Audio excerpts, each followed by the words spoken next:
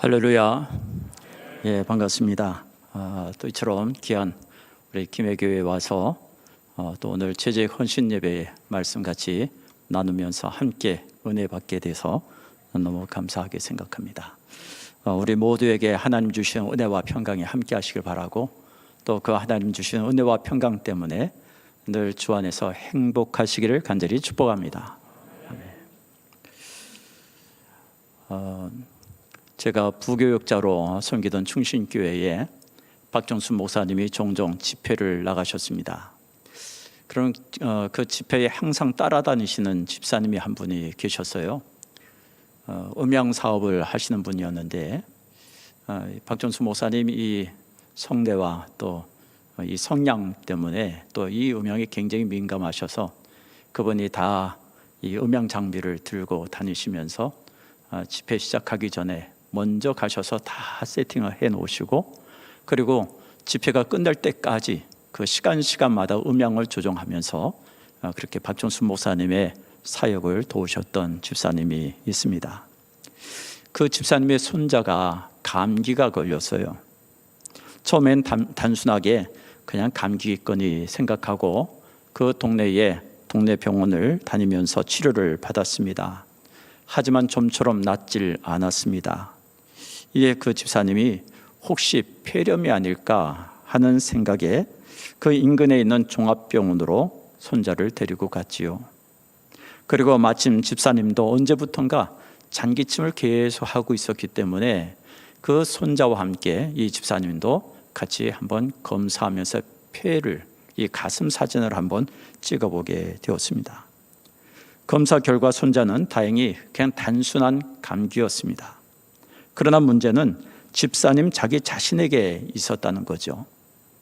다름이 아니라 폐에서 심장으로 들어가는 대정막이 있는데 그 정맥 한 부분에 마치 풍선이 이렇게 부풀어 오듯이 혈관 한 부분이 부풀러 올라 있었다는 거예요.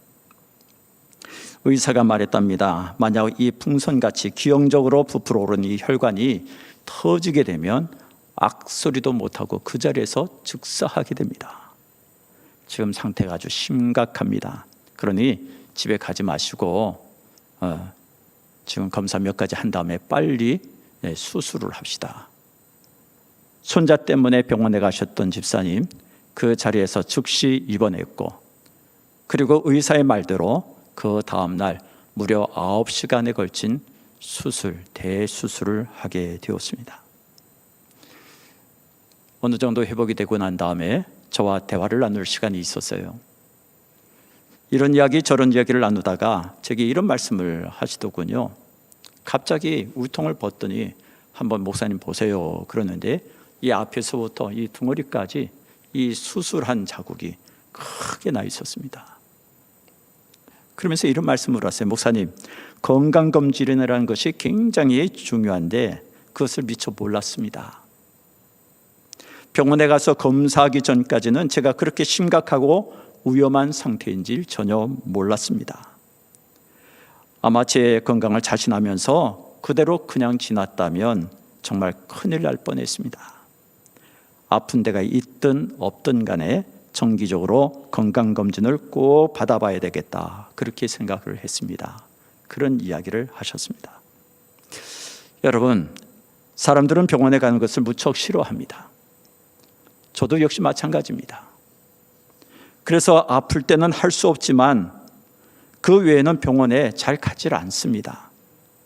하지만 요즘엔 아픈 데가 없어도 정기적으로 병원을 찾는 사람들이 참 많습니다. 바로 건강검진을 하기 위해서이죠. 건강검진을 하게 되면 의사로부터 검진 결과에 대하여 설명을 듣습니다. 건강한 부분, 약한 부분, 건강한 부분, 병든 부분, 그리고 건강을 유지하기 위해 힘써야 할 것과 조심해야 할 것들에 대하여 주의사항을 듣습니다. 그리고 나면 사람들은 의사의 말을 따라 먹을 것과 먹지 말아야 할 것, 해야 할 것과 하지 말아야 할 것 등을 잘 지키고자 합니다. 왜냐하면 건강하기 위해서, 건강한 삶을 오래 살기 위해서입니다. 우리의 믿음, 우리의 영적인 삶도 마찬가지입니다. 우리들 자신의 믿음도 우리들 자신의 신앙생활도 종종 점검해 봐야 합니다. 그래서 사도 바울은 고린도 교회에 편지를 써보내면서 또 마무리하는 부분에 오늘 본문 5절에서 이와 같이 말했죠. 너희는 믿음 안에 있는가? 너희 자신을 시험하고 너희 자신을 확증하라. 자, 여러분, 이 말씀 사도 바울이 말한 너희란 과연 누구를 가리켜 말하는 것일까요? 하나님을 알지 못하고 예수 그리스도의 십자가와 부활을 알지 못하고 믿음을 이해하지 못할 뿐만 아니라 관심조차 없는 사람들일까요? 교회에 대한 관심과 신앙생활에 대한 관심은 있지만 그러나 아직 믿음의 결단을 내리지 못한 사람들을 가리켜 말한 것일까요? 아닙니다. 본문에서 사도 바울이 말한 너희란 바로 고린도 교회의 교인들이었습니다. 함께 모여서 예배하고 함께 모여 같이 성경 공부하고 함께 모여 서로 교제하고 함께 모여 봉사하던 그 사람들을 가리켜 말한 것이었습니다. 소위 나는 기독교인이다, 나는 신앙인이다, 나는 예수 믿는 사람이다 라고 말하는 사람들을 가리켜 너희라고 말한 것이지요. 그런데 사도 바울은 바로 그들을 가리켜 말하기를 너희는 믿음 안에 있는가? 너희 자신을 시험하고 너희 자신을 확증하라 말했습니다. 이는 곧 나는 기독교인이다 말한다. 그런데 나는 과연 진정한 기독교인 맞는가? 나는 신앙인이라 말한다. 그런데 나는 정말 참된 신앙인인가? 나는 예수 그리스도를 믿는다고 말한다. 그런데 나는 정말 예수 그리스도를 진심으로 믿는가? 라면서 자기 자신의 신앙을 돌아보고 자기 자신의 신앙생활을 한번 점검해 봐라 하는 말씀입니다. 여러분, 제주 헌신 예배 와서 한번 여러분 자신의 믿음을 점검해 보십시오. 진정한 그리스도인인지 참 신앙인인지 정말 예수 그리스도를 믿는 사람들인지 한번 점검해 보시오라고 하는 이런 도전의 말씀 드릴 때 한편으로는 아이고 우리 교회 역사도 모르고 내가 신앙생활을 얼마나 해왔는지도 모르고 그래서 하는 얘기 아닌가? 내가 얼마나 열심히 봉사하고 얼마나 열심히 일하는데 내가 주일 한 번도 빠지지 않냐고 언제나 나와서 예배드리는데 그런 거 몰라서 하는 얘기인가? 아마 이렇게 생각하실지도 모르겠습니다. 잠시 제 얘기를 좀 하겠습니다. 저는 목사 가정에서 태어났습니다. 초등학교 들어가기 전서부터 목사 되겠다고 했습니다. 목사 되겠다고 하는 생각이 한 번도 변하지 않았습니다. 초등학교 다닐 때도 중학교 다닐 때도 고등학교 다닐 때도 목사 되겠다고 하는 생각에는 전혀 변함이 없었습니다. 목사 되겠다고 그럼 목사 되기 위해서 무슨 공부하는 게 제일 좋을까 생각하다가 그래도 목사는 가르치는 일들을 참 많이 하니까 교육학을 공부해야 되겠다 해서 교육학과를 지원을 했습니다. 그런데 떨어졌습니다. 그래서 어느 대학에 영어 영문학과에 들어가게 됐어요. 그런데 이 교육학에 대한 미련을 버리질 못했습니다.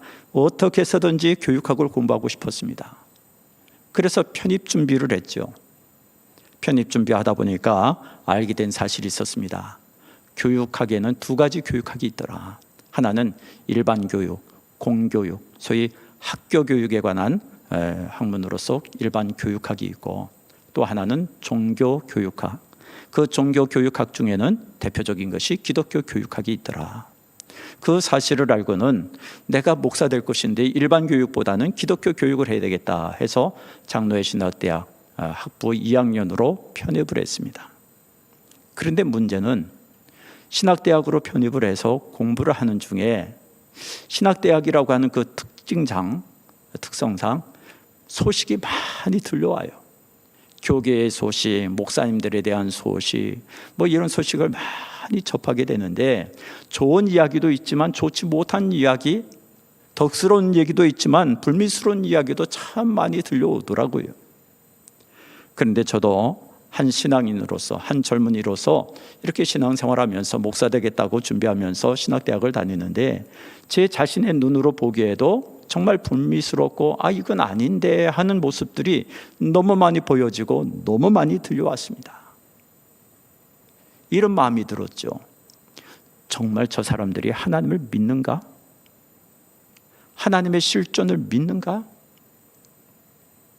하나님의 실존을 정말로 믿는다면 왜 저런 말을 하고, 왜 저렇게 하고, 왜 저런 행동들을 하지?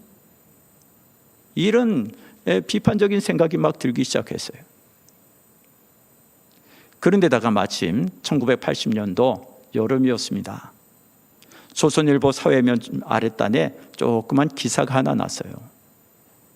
서울 행당동에는 어느 교회에서 사건이 벌어집니다. 그냥 평범한 사건 같으면 신문에 나지 않았겠지요. 그런데 문제는 뭐냐 하면 그 교회의 담임 목사님과 장로님 한 분과 그 교회 옥상에서 다투었다는 겁니다. 그냥 다툼으로 끝났다면 또 신문에 안 났겠죠. 신문에 난 이유가 있었습니다. 그 담임 목사님이 어디에 숨겨뒀었는지 권총을 가지고 올라와서는 그 장로님을 총으로 살해한 거예요. 무엇 때문이냐? 부동산 문제 가지고 말다툼이 있다가 그만 그 부동산 문제 해결을 못 보고는 그래서 사람을 죽였다는 거죠. 그 기사를 보는 순간 제게 막 찾아온 생각은 뭐냐 하면 하나님이 안 계신가 보다라고 하는 생각이었죠. 하나님이 없으니까, 하나님의 실존을 알지 못하니까, 그러니까 부동산 문제로 싸운 것이고, 물론 다툴 수도 있죠. 싸울 수도 있죠. 그런데 어떻게 사람을 죽입니까? 여기에서 비록 목사의 아들로 태어나서 목사 되겠다고 일반 대학 갔다가 신학대학으로 편입을 했지만 이런 현상들을 보여지고 이런 현상들에 대한 이야기를 듣고 제가 그 뉴스를 보면서 하나님이 없구나 하는 이런 생각을 하게 됐어요. 그래서 환갑기념으로 개척에 고생하시던 아버님에게 도전하기 시작했습니다. 하나님 계십니까? 안 계십니까? 하나님 실제로 실존합니까? 아니면 하나님이란 신이 있을지도 모르겠다는 생각으로 신앙생활하고 목사가 되는 겁니까? 도전을 했어요. 아버님이 이런 말씀 저런 말씀을 하시는데 저희 아버님 난처하시면 하시는 습관이 있어요. 그냥 방바닥을 이렇게 두드리시면서 가만히 계시다가 이런 말씀을 하세요. 다 사람이 약해서 그렇지. 사람이 다 약해서 그렇다는 거예요. 이해되십니까? 사람이 약하다고 어떻게 목사가 장로를 총으로 쏴 죽입니까? 아무리 사람이 약하더라도 살아계신 하나님을 분명히 안다면 하나님이 두려워서라도 그럴 수 없는 것 아닙니까?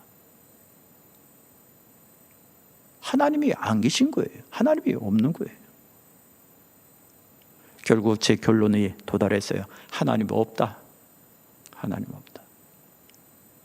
그래서 저희 아버님한테 이런 불효막심한 얘기를 했습니다. 아버지, 하나님 없습니다. 기독교인 다 바보, 멍청이들입니다. 하나님의 존재에 대한 설교 듣고 천국과 지옥에 대한 이야기를 들으면서 하나님이 실제로 존재하는지 그렇게 착각하고 속아 넘어가서 신앙생활하면서 일주일 중에 하루 쉬는 날, 그 주일날 예배 드린다고 졸면서 앉아있으면서도 예배 참여하고 또 한 달 동안 뼈 빠지게 일해놓고는 그 일한 것에 10분의 1, 11조로 드리고 건축 헌금이다, 무슨 감사 헌금이다. 왜 그렇게 헌금을 많이 내는지. 실존하시는 하나님이 아닌데도 그 하나님 믿는다고 그렇게 살아가니 얼마나 바보고 얼마나 멍청한 사람들이냐고. 근데 문제는 목사라고. 목사는 없는 하나님이 있다고 거짓말하고 없는 천국과 지옥이 있다고 거짓말하면서 지옥 얘기하면서는 욱박 지르고 천국 얘기하면서 막 붕 띄웠다가 그렇게 하면서 교회로부터 월급을 받아 먹고 사니 사기꾼 아니냐고. 그래요, 안 그래요? 거짓말해서 먹고 사니 사기꾼입니까? 아닙니까? 제가 그랬어요. 아버지, 지금이라도 목사 그만두시고요, 사기꾼 생활 그만하세요. 그리고는 제가 가출을 했습니다. 그렇게 안 보이죠? 착해 보이죠? 제가 가출했어요. 3개월 동안. 저희 형님도 목사님이고 매형도 목사님이고요. 예. 이 형님하고 매형하고 막 논쟁 벌이면서 하나님의 존재에 대한 토론을 하고 막 논쟁을 했어요. 해결이 안 돼요. 3개월 동안 돌아다니면서 친구들하고 선배 후배들하고 막 이런 얘기를 하지만 해결이 안 돼요. 그런데 한편으로는 이런 마음도 있었어요. 근데 만약에 하나님이 계신다면 어떻게 할까? 내가 지금 하나님이 없다고 그래서 아버지 목사 그만두고 사기꾼 생활 그만하라고 얘기하고 지금 내가 가출해 버렸는데 만약에 정말 하나님이 계신다면 하는 생각을 하니까 또 한편으로 솔직히 말해서 겁이 나요. 그래서 그렇게 3개월 동안 가출 생활하면서도 주일날 꼭 예배는 갔습니다. 예배 갔는데 그 예배가 아니죠. 예배가 안 돼요. 너무 답답하고 너무 괴로우니까 저 구석에 앉아갖고 예배 끝날 때까지 엎드려가지고 당신이 있습니까? 없습니까? 기독교의 신앙이 참된 것입니까? 헛된 것입니까? 막 이런 고민을 하다가 계속 그렇게 세월만 보낼 수는 없잖아요. 그래서 마지막에 하나님 당신 계십니까? 안 계십니까? 만약 당신 계시다면 당신 계신 것을 내게 분명히 알게 해주세요. 만약에 알게 해주지 아니하신다면 당신의 실존을 나에게 알려주지 아니하신다면 난 목사 안 되겠습니다. 목사 안 될 뿐만 아니라 기독교의 신앙 이것은 아무 의미가 없기 때문에 나는 기독교의 신앙도 버리겠습니다. 그러나 만약 당신이 살아계신 것을 분명히 내게 알게 해주시면 목사 되겠습니다. 목사 되되 하나님 앞에서나 사람들 앞에서 부끄러움이 없는 목사 되겠습니다. 그랬어요. 도전장을 내놨어요. 그런데 지금 목사가 되어 있습니다. 무슨 말씀입니까? 하나님은 실존하시는 분이시더라. 그 하나님을 나는 믿게 되었다. 나는 지금 이 순간에도 그 믿음을 절대로 버리지 못한다 라고 한 것이죠. 자, 여러분, 우리는 알아야 합니다. 사도 바울을 통해 고린도 교회 교인들에게 하신 오늘 본문의 말씀이 바로 이 자리에 있는 우리에게, 여러분 한 사람 한 사람에게 하시는 주님의 말씀이라는 사실을 알아야 합니다. 그리고 들어야 합니다. 오늘 본문 말씀을 통해 우리들에게 들려주시는 주님의 음성임을 들어야 합니다. 그리고 우리는 우리들 자신을 돌아봐야 합니다. 나는 진정한 기독교인인가? 나는 종교인으로서 기독교인이 아니라 진정한 신앙인인가? 나는 정말 예수 그리스도를 진심으로 믿는 사람인가? 나 자신의 신앙을 돌아보고 나 자신의 신앙생활을 한번 점검해 봐야 합니다. 자, 여러분, 이 시간 김해교회 모든 분들에게 또 특히 우리 재직 여러분들에게 묻습니다. 여러분 진정한 기독교인인가요? 그냥 단순한 기독교라고 하는 하나의 종교를 믿는 종교인으로서의 기독교인이 아니라 진정한 신앙인인가요? 예수 그리스도를 분명히 믿으십니까? 어떤 이들은 다음과 같이 말합니다. 저는 기독교인이기 때문에 더 정직하게 살겠습니다. 저는 기독교인이기 때문에 더 친절한 사람이 되겠습니다. 저는 기독교인이기 때문에 더 부지런한 사람이 되겠습니다. 저는 기독교인이기 때문에 더 사랑하는 사람이 되겠습니다. 그 외에도 기독교인이기 때문에라고 하는 이야기로 이렇게 하겠다 저렇게 하겠다 이런 삶을 살겠다 이야기들을 많이 할 수 있습니다. 물론입니다. 진정한 기독교인은 기독교인으로서 정직하게 살아야 합니다. 친절한 사람, 부지런한 사람이 되어야 합니다. 사랑하되 원수까지도 사랑해야 합니다. 오래 참고 끝까지 인내하며 질서도 잘 지키고 약속도 잘 지키는 그런 사람들이 되어야 됩니다. 그 외에도 기독교인으로서 누구나가 저 사람은 기독교인 맞아 라고 인정할 수 있을 정도로 그렇게 기독교인으로서 살아가야 됩니다. 그러나 여러분, 정직한 기독교인, 친절한 기독교인, 부지런한 기독교인, 원수까지도 사랑하는 기독교인, 그 외에도 여러 가지 기독교인으로서의 모습을 가지고 있다고 해서 무조건 진정한 기독교인이라 말할 수 있는가? 참된 믿음의 사람이라 말할 수 있는가? 그렇지 않다는 것이죠. 왜냐하면 진정한 기독교인이 아니더라도, 믿음이 없는 사람들이라도, 아니 교회와 담을 쌓고 사는 사람이라 할지라도 윤리적이고 도덕적인 사람들 참 많습니다. 한 인간으로서 인간답게 살려고 힘쓰는 사람, 높은 가치관으로 살고자 하는 그런 사람들 참 많이 있습니다. 그렇다면 여러분, 진정한 기독교인이란 어떤 사람인가요? 진정한 신앙인이란 어떤 사람을 가리켜 말하는 것일까요? 믿음이 있다라는 것은 무엇을 말하는 것일까요? 이에 대하여 사도 바울은 오늘 본문 5절 하반절에서 다음같이 말했습니다. 예수 그리스도께서 너희 안에 계신 줄을 너희가 스스로 알지 못하느냐? 그렇지 않으면 너희는 버림받은 자니라. 사도 바울은 너희에게 믿음이 있다라는 말과 예수 그리스도께서 너희 안에 계신 줄 너희가 안다는 이 말 같은 의미로 사용했습니다. 무슨 말입니까? 믿음이란 예수 그리스도께서 내 안에 계신다는 사실을 아는 것이란 말입니다.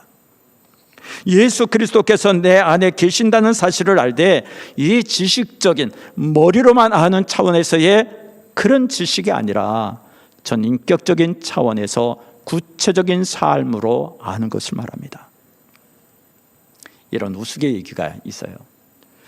어느 부부가 서로 다른 종교를 가지고 있었답니다. 어느 주일 예배를 다 마친 후에 한 여집사님이 목사님을 찾아가 이렇게 말했답니다. 목사님, 정말 무서워서 죽겠어요. 제가 교회 계속 다닌다면 남편이 저를 죽이겠답니다. 어떻게 하면 좋을까요? 그러자 목사님이 위로하며 이렇게 말했대요. 아, 그러시군요. 남편 때문에 정말 힘드시겠군요.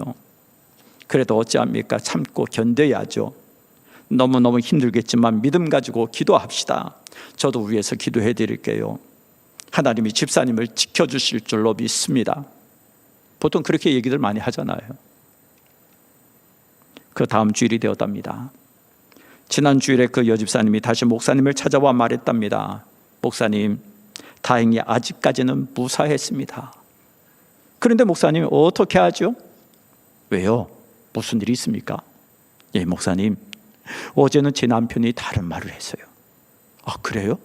남편께서 무슨 말씀을 하셨는데요? 예, 목사님, 어제는요, 제가 만약 교회를 계속 다닌다면 교회를 찾아와서 목사님을 죽이겠답니다. 그러자 목사님이 잠시 심각한 표정으로 무엇인가 골똘하게 생각하더니 이렇게 말했답니다. 그래요? 그러면 어쩔 수 없겠네요. 집사님, 안 됐습니다만 다음 주일부터는 다른 교회를 다니시죠. 여러분, 분명히 이 이야기 우스갯 이야기죠. 그러나 우리는 이 우스갯 이야기를 통해 우리의 모습을 발견할 수 있어야 합니다. 우리는 분명 기도에 대하여 잘 알고 있습니다.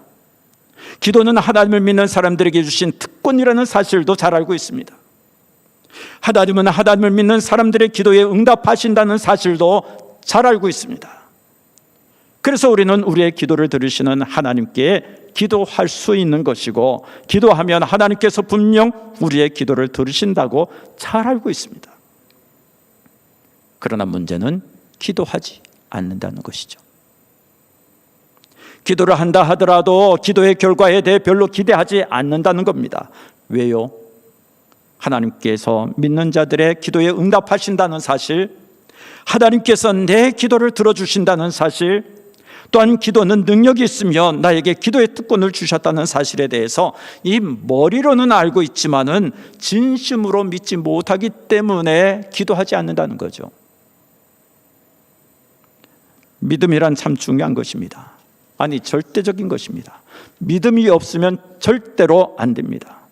왜냐하면 믿음이 없이는 하나님을 기쁘시게 하지 못하나니, 하나님께 나아가는 자는 반드시 그가 계신 곳과 또한 그가 자기를 찾는 자들에게 상 주시는 이심을 믿어야 할지니라 라는 히브리서 11장 6절 말씀과 같이 믿음이 없으면 하나님을 기쁘시게 하지 못할 뿐만 아니라 믿음이 없으면 하나님 앞에 나아갈 수도 없기 때문입니다. 그리고 오늘 본문 말씀에 기록된 바와 같이 예수 그리스도께서 내 안에 계시지 않는다면, 다시 말해서 내게 믿음이 없다면 우리는 하나님께로부터 철저하게 버림받을 수밖에 없기 때문입니다. 믿음을 다시 한번 정리한다면 믿음이란 어떤 사실에 대하여 아는 것입니다. 그리고 믿음이란 알고 있는 사실을 그대로 인정하고 내 것으로 받아들이는 것입니다. 뿐만 아니라 믿음이란 인정하고 받아들인 것을 내 삶으로 표현하고 구체적으로 순종하며 실천하는 것입니다. 그것이 믿음입니다.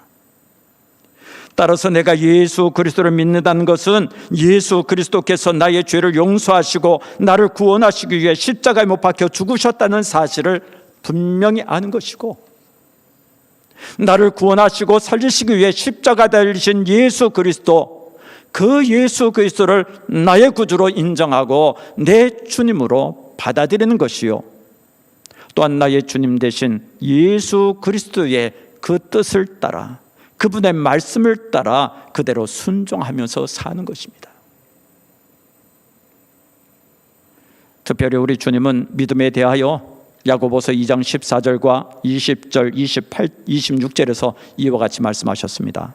내 형제들아, 만일 사람이 믿음이 있노라 하고 행함이 없으면 무슨 유익이 있으리요?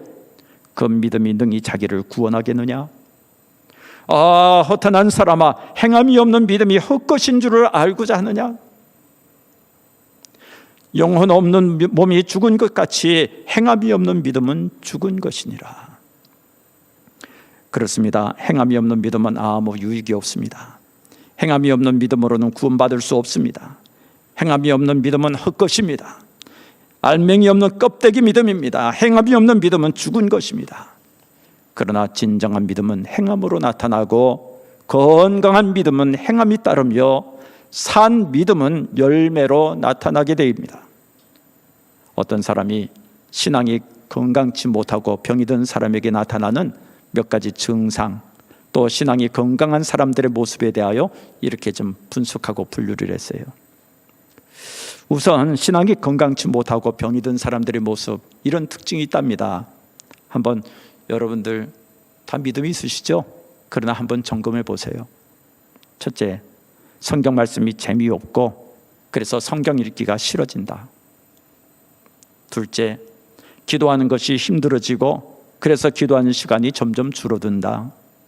셋째, 예배할 때 감격과 감동이 없으며 그래서 자주자주 졸게 된다. 넷째, 유행가를 부를 때는 흥이 나서 부르지만 찬송할 때는 별로 느낌이 없다. 다섯째, 교회 나오는 것이 힘들고 귀찮아진다. 여섯째, 하나님 나라에 대한 관심이 적어지고 영혼 구원에 대한 관심이 적어진다. 일곱째, 감사보다는 불평이 많아진다. 여덟째, 교인들과 어울리는 것이 싫고 그래서 교회에서는 혼자 있기를 좋아한다.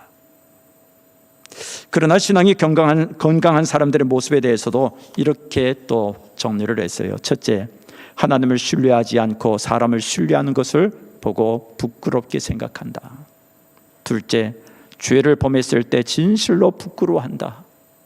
셋째, 시험이나 환난이 닥쳐올 때 또는 하던 일이 실패했을 때 그 원인을 신앙적인 면에서 점검하고 하나님을 생각한다. 넷째, 하나님 말씀을 소중하게 생각하며 하나님의 말씀을 기뻐하면서 동시에 또한 하나님에 대한 두려운 마음도 갖는다. 다섯째, 유행가보다 찬송을 더 좋아하며 그래서 더 열심히 찬송한다. 여섯째, 성도들과의 교제를 즐거워한다. 일곱째, 무슨 일을 만나도 하나님을 전폭적으로 신뢰한다. 여덟째, 하나님의 일, 즉 교회의 일을 즐겁게 봉사한다. 아홉째, 언제나 감사합니다, 좋습니다, 괜찮습니다, 기대합니다, 행복합니다라는 말들을 많이 한다. 자, 여러분의 믿음은 확신하는 믿음입니까? 아니면 확신하지 못하는 믿음인 것 같습니까? 믿음이 건강한 것 같습니까? 아니면 병든 것 같습니까? 살아계신 하나님을 분명히 믿는 믿음 같습니까? 아니면 하나님이 살아계실 것이라고 단순히 그렇게 생각하면서 믿는 그런 믿음입니까?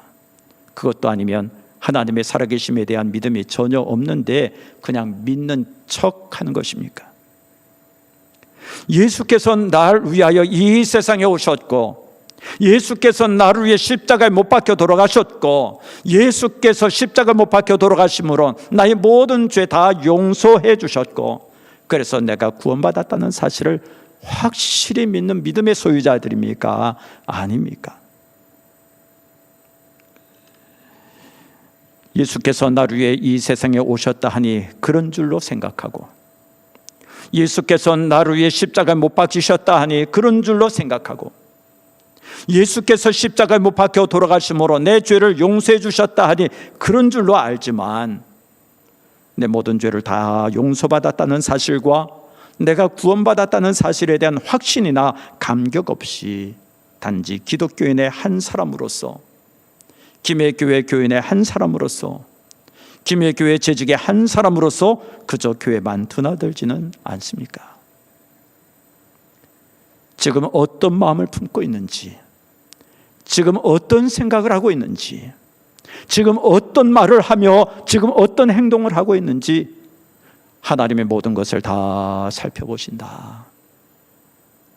하나님이 모든 것을 다 듣고 계신다. 하나님이 모든 것을 다 판단하고 계신다는 생각으로 하나님 앞에서의 삶을 살아가십니까? 아니면 그런 생각 전혀 없이 무감각하게 그렇게 살아가십니까? 어떤 사람이 천국에 가서 깜짝 놀랐대요. 세 가지 사실 때문이랍니다. 한 가지 이유는 다른 사람은 몰라도 아무개만큼은 분명 천국 갔을 거야 라고 생각했는데, 천국 가서 아무리 눈을 씻고 찾아봐도 그 사람이 천국에서 보이지 않더라는 거예요. 그래서 깜짝 놀랐답니다.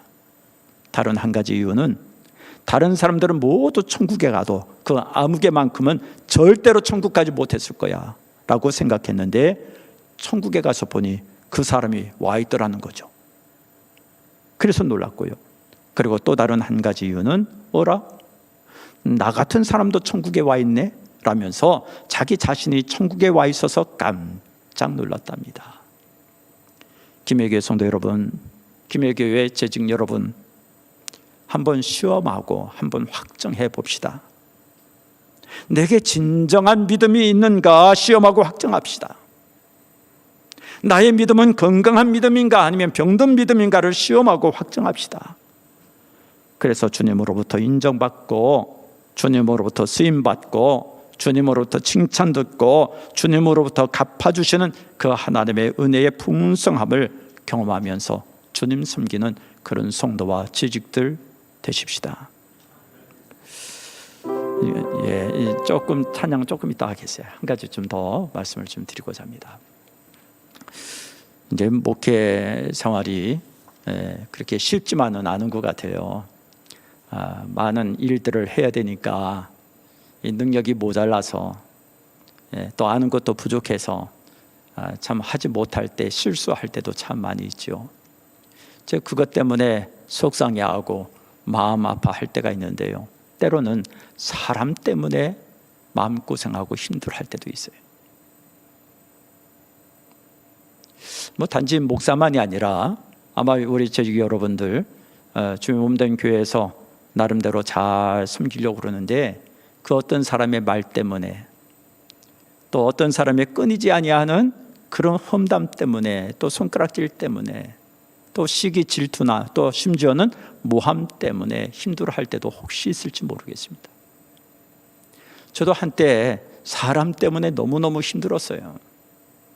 그래서 새벽 기도를 마치고 기도할 때면은, 하나님, 이 어려움 빨리 해결해 주세요. 빨리 이것을 극복하고 잘 풀어지게 해주세요. 그렇게 기도하는데 기도 응답이 안 되는 거예요. 변화가 없어요. 아니, 시간이 가면 갈수록 더욱더 심하게 힘들게 그렇게 도전하고 그렇게 어려움을 주더라고요. 그래서 마지막에는 이런 기도가 되더라고요. 그런 기도하면 안 되는데 이런 기도가 되더라고요. 하나님, 그 사람 좀 하나님의 방법으로 제거해 주시면 안 돼요? 이 무서운 기도거든요. 하나님 너무너무 힘들어서 안 되겠어요. 목회를 못 하겠어요. 아니 못 살겠어요. 하나님의 방법으로 좀 제거해 주시면 안 돼요? 이렇게 기도를 얼마 동안 쭉 하는데요. 어느 날 그날도 새벽 기도를 마치고 이제 혼자 기도하면서 제일 먼저 그 기도가 되는 거예요. 그래서 하나님의 방법으로 좀 해결해 주시면 안 돼요? 하나님의 방법으로 그 사람 좀 제거해 주시면 안 돼요? 이런 기도를 하고 있는데 어느 순간에 제 눈앞이 깜깜해지더라고요. 새까매지더라고요. 근데 저 멀리에서 조그만 구더기 같은 것이 이렇게 꿈틀거리는 것이 보여요. 이렇게 기도하다 말고 저게 뭐지? 하고 보는데 그 구더기 많은 것이 점점 다가오는데 지렁이 같이 보였어요. 또 계속 지켜보는데 점점 다가오는데 사람이었어요. 사람인데 그 사람이 십자가에 못 박힌 사람이었어요. 더 가까이 딱 다가와서 보이는데 그 이마에서부터 얼굴이 새빨갛게 피로 물들었어요. 우리 왜 성화 그림을 보면 이 십자가에 달리신 예수님 그 얼굴 이렇게 핏자국 똑똑 한 2개 3개 이렇게 그려놨죠. 그게 아니라 이 이마에서부터 온 얼굴이 새빨개 가지고요. 빨갛지 않은 부분이 없었어요. 피가 주룩주룩 흘러내리고 있었습니다. 또 양손에서 피가 뚝뚝 떨어지는 것이 아니라 그냥 주르륵 흘러내리는 거예요. 옆구리에서도 피가 주르륵 흘러내리는 거예요. 그런데 그 십자가에 달리신 그분이 끙끙 앓아가면서 몸을 너무너무 고통스러우니까 막 몸부림치고 비틀고 막 그런 거예요. 누굽니까? 예수님이죠. 제 순간적으로 예수님이시네 그랬어요. 그랬더니 그때 들려온 음성이 있었어요. 삼균아, 네가 힘들면 나보다 더 힘드냐?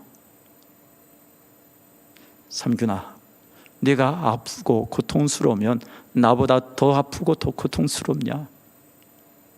삼균아, 네가 배신감을 느꼈으면 나보다 더 큰 배신감을 느꼈느냐?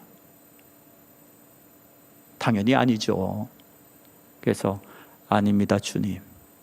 주님에 비하면 아무것도 아닙니다.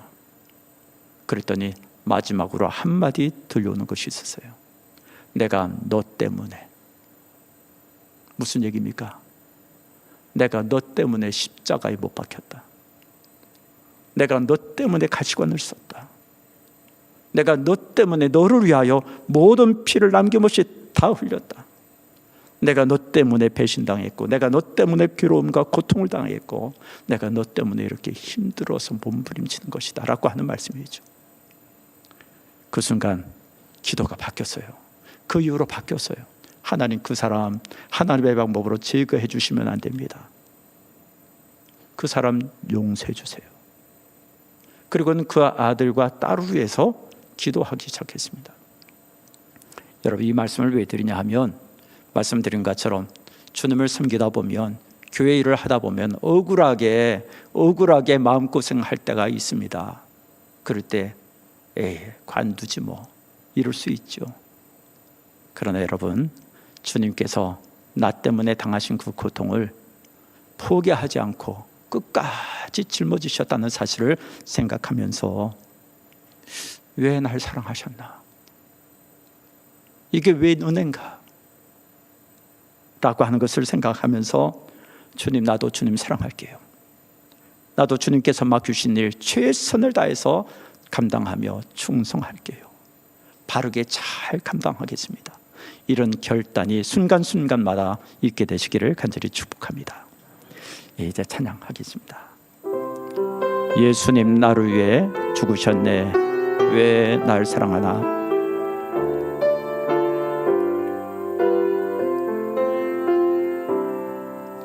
예수님 나를 위해 죽으셨네. 왜 날 사랑하나? 겸손히 십자가 지시었네. 왜 날 사랑하나 왜 날 사랑하나 왜 날 사랑하나 왜 주님 갈보리 가야 했나 왜 날 사랑하나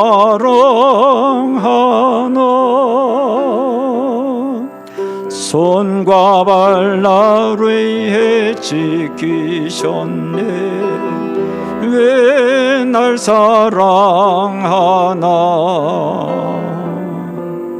고난을 당하여 구원했네 왜 날 사랑하나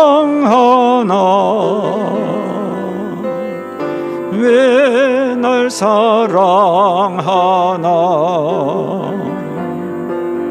왜 날 사랑하나 왜 주님 갈보리 가야 했나 왜 날 사랑하나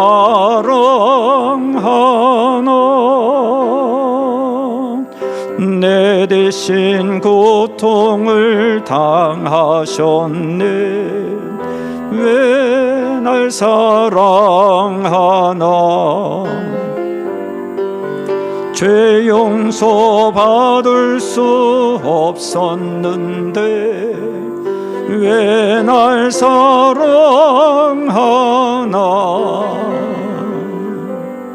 왜 날 사랑하나 왜 날 사랑하나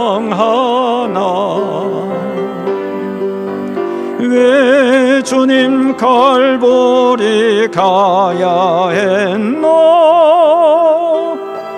왜 날 사랑하나.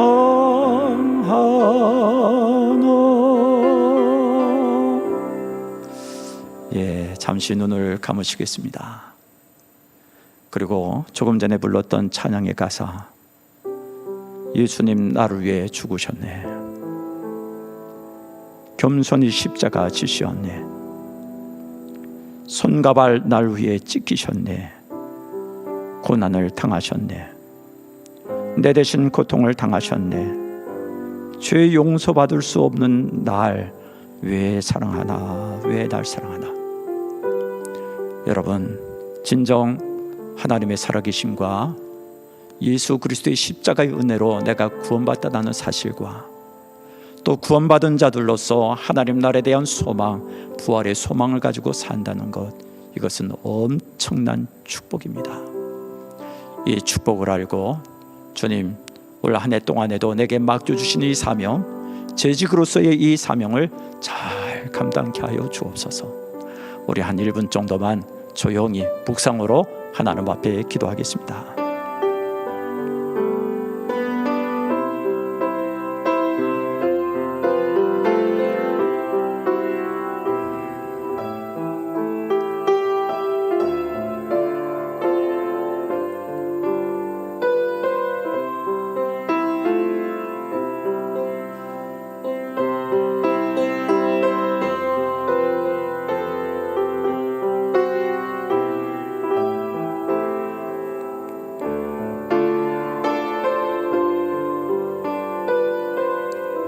하나님, 우리는 분명히 알고 믿습니다.